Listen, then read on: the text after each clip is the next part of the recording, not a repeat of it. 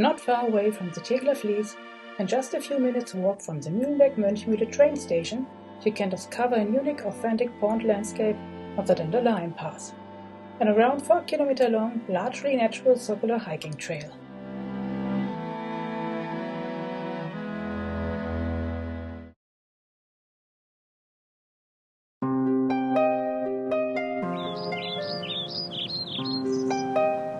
Along the trek, which is embedded in the almost 41-hectare Schönerlinder Teiche nature reserve, you can not only watch lots of birds, but also enjoy encounters with Asian water buffaloes.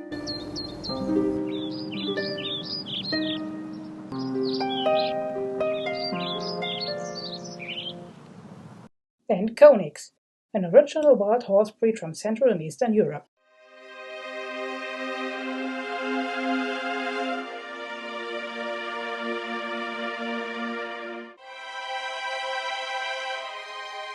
Interested in a visit now? You can reach the Dandelion Path by car from Berlin Alexanderplatz in around 50 minutes.